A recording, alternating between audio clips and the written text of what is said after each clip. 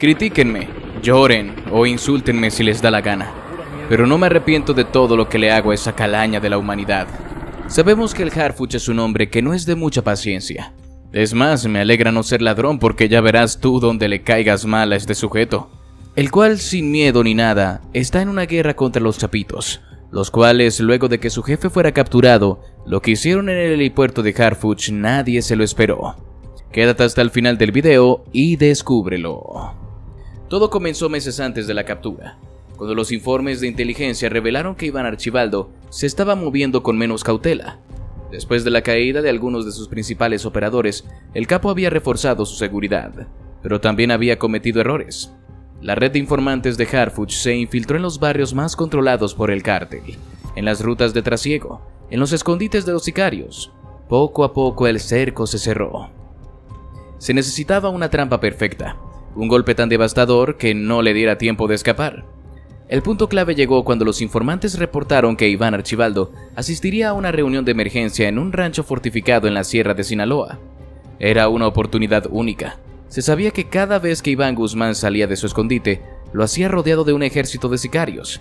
Era casi intocable, pero la desesperación lo obligó a salir.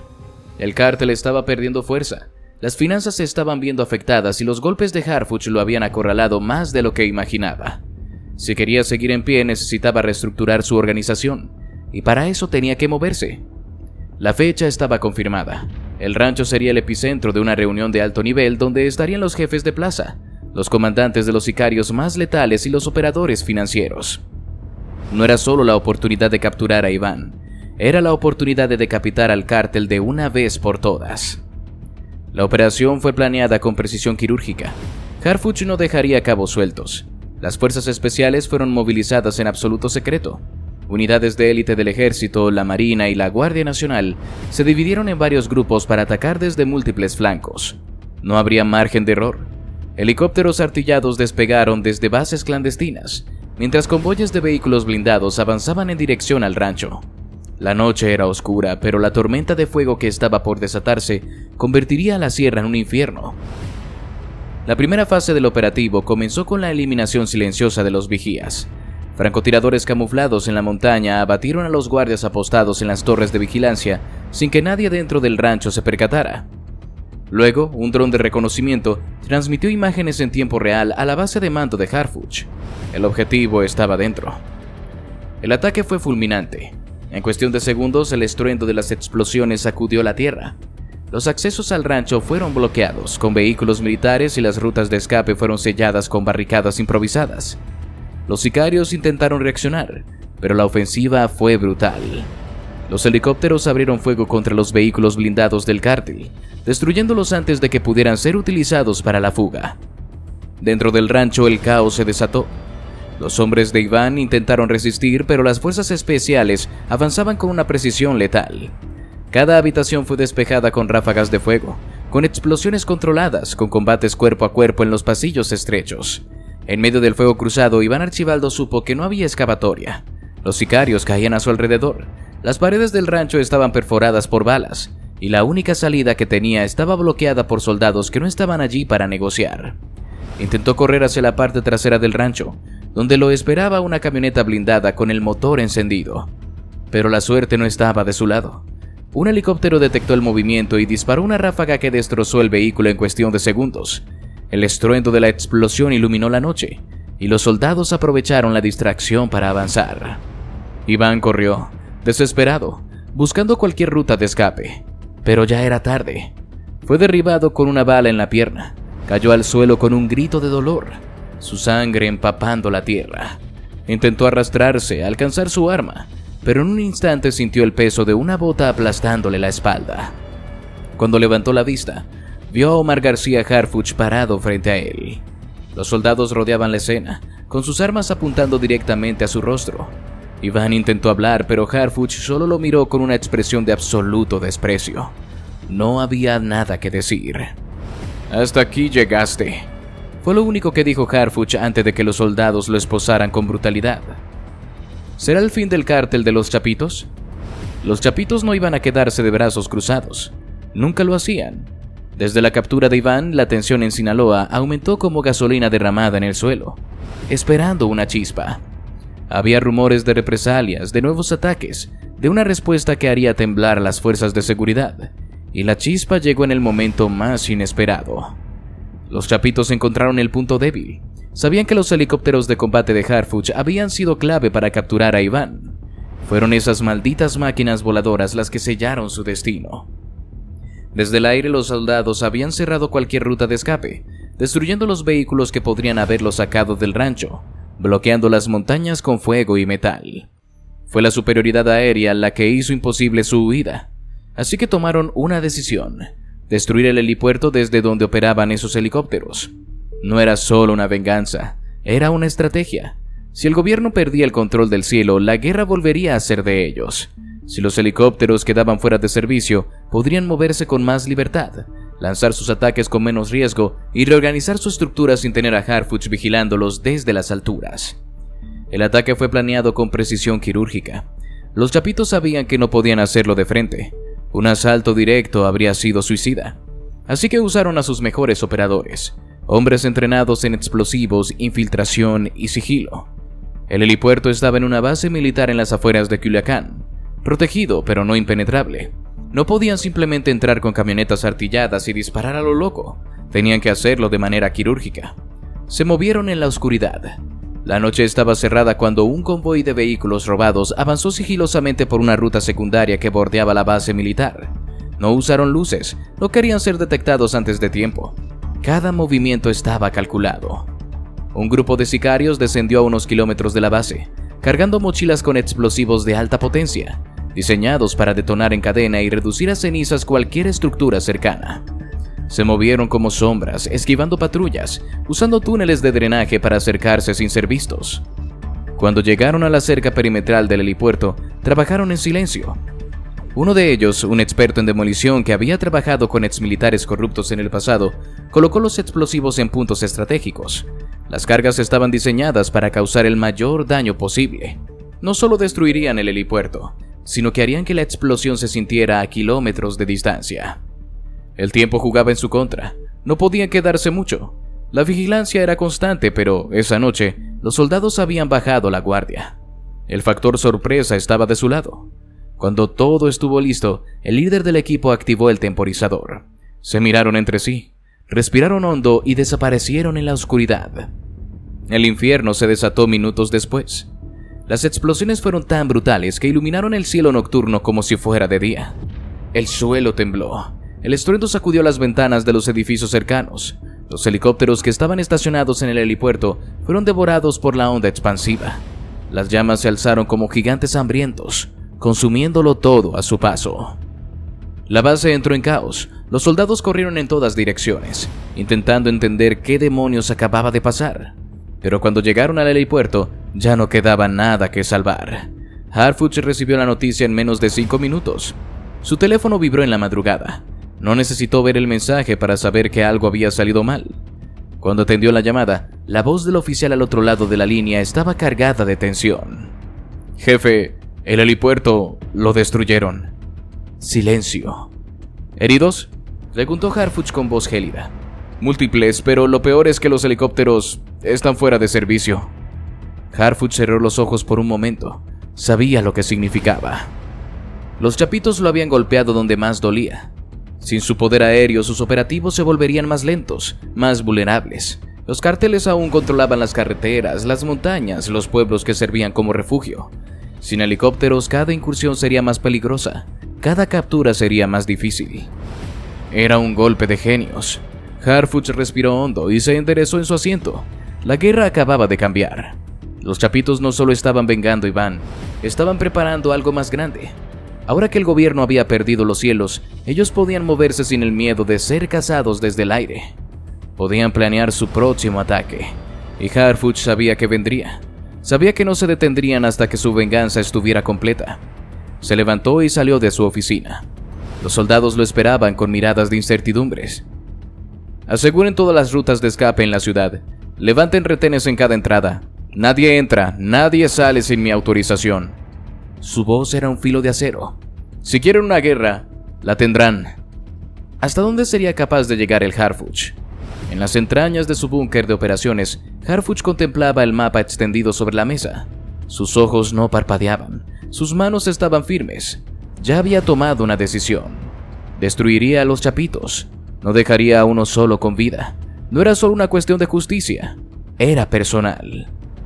Lo que hicieron no solo fue un ataque militar, fue un desafío directo a su autoridad, a su poder.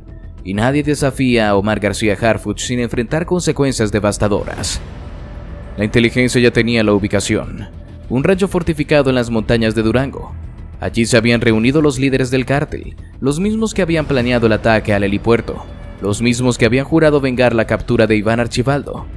Pensaron que podían reorganizarse, regruparse y golpear de nuevo, pero estaban equivocados. Harfuch no iba a esperar, no iba a darles tiempo para respirar. Iba a caer sobre ellos como una tormenta de fuego y plomo, y no dejaría nada en pie. El operativo fue planeado en absoluto secreto. No podía haber filtraciones, no podía haber errores. Utilizó su red de informantes para asegurar cada detalle. Sabía cuántos hombres había en el rancho, cuántas armas tenían, cuántos vehículos blindados estaban estacionados en el perímetro. Sabía que el terreno era accidentado, con rutas de escape ocultas entre las montañas. Pero también sabía algo más. No estaban preparados para un ataque de esa magnitud.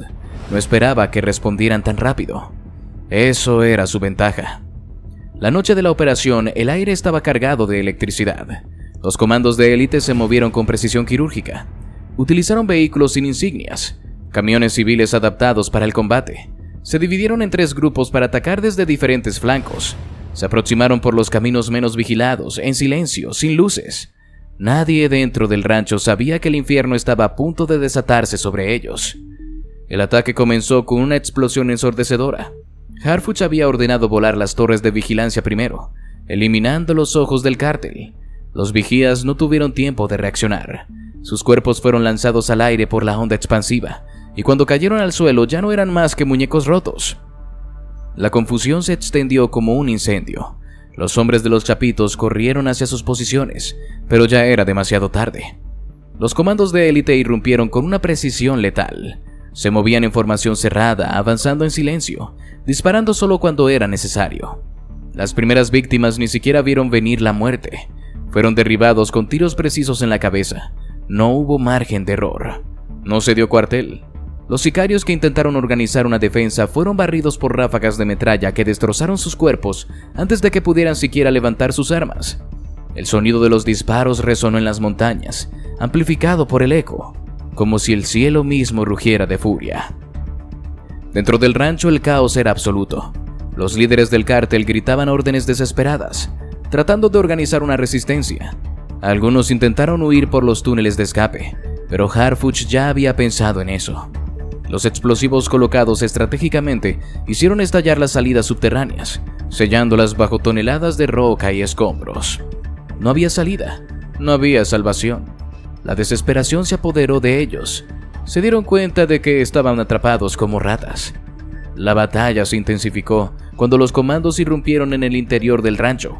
Las habitaciones se convirtieron en campos de ejecución. Los sicarios resistieron con fiereza, disparando en todas direcciones, pero sus balas no podían detener el avance implacable de las fuerzas especiales. Los soldados se movían como sombras, usando la oscuridad a su favor, apareciendo y desapareciendo en un abrir y cerrar de ojos. Cada disparo encontraba un objetivo, cada movimiento estaba calculado. El fuego se extendió por el complejo. Las llamas devoraban las paredes de madera, el humo llenaba los pasillos, y el aire se volvía irrespirable. Los hombres de los chapitos tosían, sus ojos enrojecidos por el humo, sus pulmones ardiendo. Pero no había piedad. Harfuch había ordenado que no quedara nada. Los que intentaran escapar eran acribillados en el patio. Los que se rendían eran esposados y arrojados al suelo como animales. Nadie era tratado con dignidad. Nadie merecía compasión, no después de lo que hicieron. El líder de la célula, un hombre apodado El Puma, intentó escapar en una camioneta blindada. Pisó el acelerador atravesando el portón trasero con la esperanza de encontrar un camino hacia la libertad. Pero Harfuch ya había previsto su huida. Un misil antitanque disparado desde una de las colinas cercanas impactó el vehículo, transformándolo en una bola de fuego que iluminó la noche como un sol artificial. El humo negro se elevó en espirales mientras el metal retorcido ardía.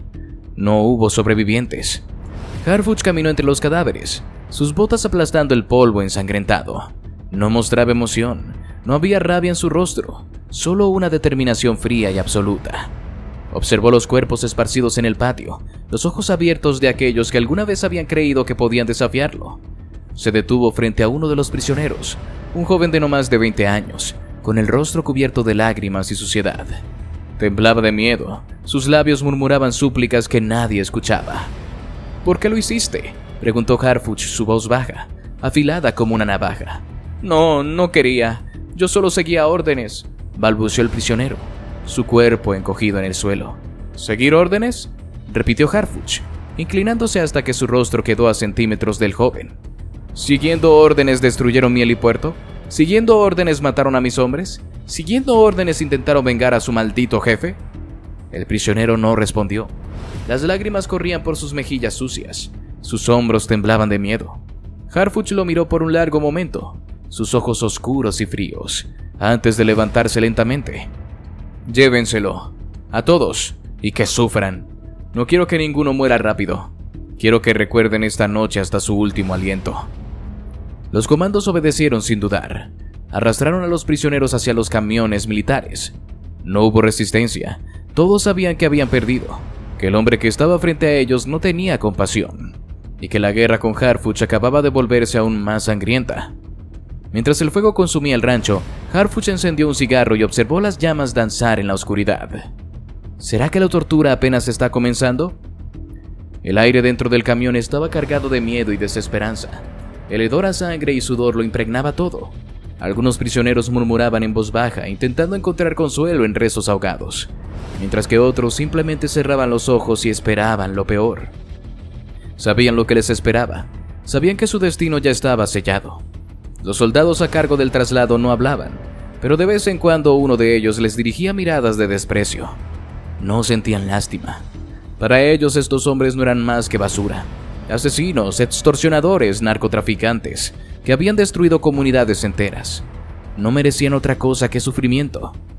El convoy se acercó a la prisión de máxima seguridad poco antes del amanecer. El lugar estaba en silencio, pero dentro, la tensión era palpable. Los guardias esperaban, listos para recibir a los prisioneros de la peor manera posible. Sabían quiénes eran, sabían que eran los hombres que habían intentado desafiar a Harfuch, y sabían que la orden era clara: quebrantarlos desde el primer momento. Las enormes puertas de acero de la prisión se abrieron con un chirrido metálico. Los camiones entraron sin detenerse, directo al patio principal. Cuando finalmente se detuvieron, los soldados abrieron las puertas traseras y comenzaron a lanzar a los prisioneros fuera de los vehículos, sin ningún cuidado. Algunos rodaron por el suelo de concreto, gimiendo de dolor mientras sus heridas se abrían más. Otros, demasiado débiles para ponerse de pie, intentaron levantarse solo para ser recibido con golpes de tolete en la espalda. Los guardias no esperaron a que comprendieran dónde estaban. No había tiempo para eso. La humillación comenzó de inmediato. «Bienvenidos a su casa, cabrones», gritó uno de los custodios, escupiendo en el suelo frente a ellos. Uno de los prisioneros, un sicario con el rostro cubierto de sangre seca, intentó incorporarse. Apenas había apoyado una rodilla en el suelo cuando sintió la suela de una bota aplastándole el pecho. «¿A dónde crees que vas, perro?», le susurró uno de los guardias antes de patearlo en las costillas con tanta fuerza que se escuchó un crujido sordo. El hombre gritó, retrocediéndose en el suelo, pero nadie lo ayudó. Los demás prisioneros fueron obligados a formar una línea, todos con la cabeza baja, algunos con los labios temblando, otros aún intentando mantener la dignidad. Pero los golpes no tardaron en caer. Los guardias pasaron entre ellos, usando sus toletes para golpearlos en las piernas, en las costillas, en la espalda. ¿Así se sentía cuando ustedes secuestraban gente? ¿Así se sentía cuando torturaban a sus víctimas?, escupió un guardia mientras golpeaba con todas sus fuerzas a un hombre que apenas podía mantenerse de pie. Uno de los prisioneros, un joven sicario de no más de 20 años, sollozó. Su rostro estaba cubierto de lágrimas y tierra. Sus manos esposadas detrás de su espalda temblaban. Sabía que no iba a salir de allí. Un guardia se acercó con él con calma, inclinándose hasta quedar cara a cara. ¿Tienes miedo, cabrón?, preguntó con una sonrisa burlona. El joven no respondió. Solo respiraba agitadamente, con el pecho subiendo y bajando en desesperación. El guardia soltó una risa seca antes de darle una bofetada tan fuerte que la cabeza del prisionero se giró violentamente hacia un lado. La piel de su mejilla se abrió al instante. «Aquí adentro no hay chapitos que te protejan». Las carcajadas de los guardias retumbaron en el patio. Cada prisionero sabía que sus días de poder habían terminado. Ya no eran soldados del cártel, ya no eran los hombres que imponían el miedo en las calles. Eran despojos. Cuando finalmente les ordenaron moverse, los prisioneros fueron arrastrados hacia los pabellones sin la más mínima consideración. Algunos cojeaban, otros apenas podían caminar, pero no había piedad. Los golpeaban a cada paso. Si alguien caía, lo pateaban hasta que se levantara. Si alguien intentaba hablar, su boca era sellada con un puñetazo. Las celdas estaban frías y oscuras. El olor a humedad y orina impregnaba el aire. No había colchones, no había mantas, solo un suelo de concreto y una pared de acero que los separaba del resto del infierno. Uno a uno los prisioneros fueron lanzados dentro de sus celdas. Algunos cayeron de cara al suelo, sin fuerzas para levantarse. Otros se arrastraron hasta un rincón con la respiración entrecortada. Pero el tormento no había terminado. Un guardia caminó lentamente por el pasillo, golpeando su tolete contra los barrotes de las celdas. El sonido reverberaba como una sentencia de muerte. «Se van a pudrir aquí», dijo en voz baja, pero lo suficientemente fuerte para que todos lo escucharan. Los prisioneros no respondieron. Sabían que era cierto. «Aquí no hay narcotráfico, no hay armas, no hay dinero que lo saque», continuó el guardia. «Aquí no son más que escoria esperando el día en que su cuerpo sea encontrado en el suelo de su celda». Los prisioneros bajaron la cabeza. Sabían que esto no era una amenaza, era una promesa. Durante toda la noche los gritos de dolor se escucharon en los pasillos de la prisión. Los guardias no tenían prisa, no había cámaras grabando, no había testigos que pudieran contar lo que estaba pasando. Uno de los sicarios, un hombre que alguna vez había sido jefe de plaza en Sinaloa, lloraba en la oscuridad de su celda, no por el dolor físico, sino porque entendía la verdad. Su vida había terminado. ¿Pero la prensa? ¿Será que todos están de acuerdo con lo que ha hecho el Harfuch? La sala de prensa estaba abarrotada. Periodistas de todos los medios habían llegado para escuchar sus palabras. Algunos esperaban un discurso diplomático, otros anticipaban una defensa estratégica. Nadie estaba preparado para lo que realmente iba a decir. Harfuch se aclaró la garganta y miró a la multitud con una expresión de absoluta frialdad. Su rostro no mostraba ni una pizca de remordimiento. Sus ojos eran dos pozos oscuros de determinación. Cuando habló, su voz cortó el aire como un cuchillo. «Sé que me están criticando. Sé que hay quienes dicen que mis métodos son brutales, que son inhumanos. Sé que algunos han usado palabras como tortura, abuso o exceso de poder». Hizo una pausa, permitiendo que el silencio llenara la sala, que el peso de sus palabras cayera sobre todos los presentes. No había rastro de duda en su tono. No había titubeos. «No voy a negar nada», continuó, dejando que sus palabras golpearan con fuerza. «No voy a decir que lo que hice fue suave, ni que fue compasivo, porque no lo fue. No estoy aquí para lavar mi imagen ni para convencer a nadie de que soy un santo». Los flashes de las cámaras parpadearon, capturando cada expresión en su rostro, cada gesto de sus manos, pero Harfuch no pestañeó, no se inmutó. «Pero sí les voy a decir algo, fue justo», dijo, su voz volviéndose más grave. «Fue necesario».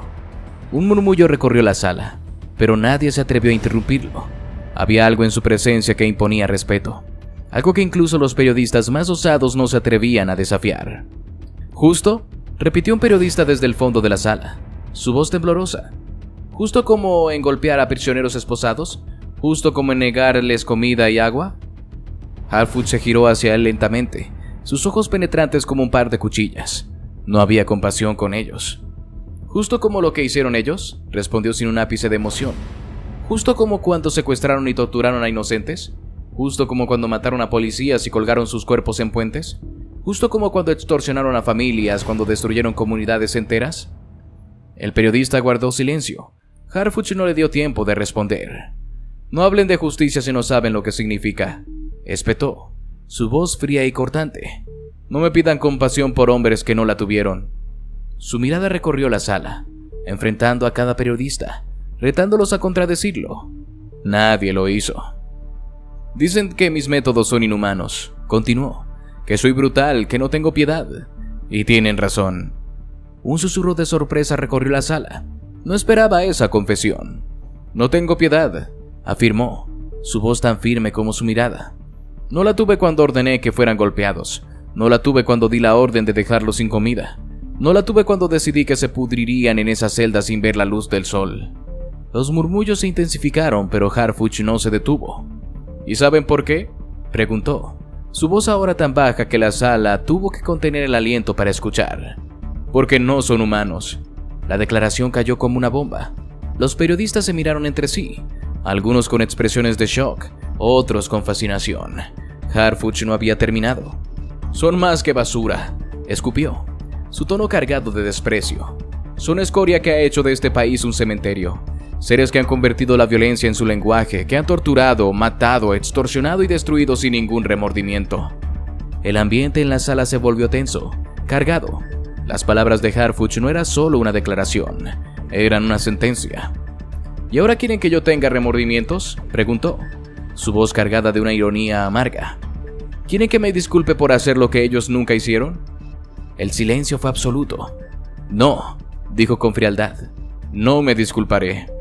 Sus palabras eran gélidas, cortantes, letales. No había emoción en su voz, solo una certeza absoluta.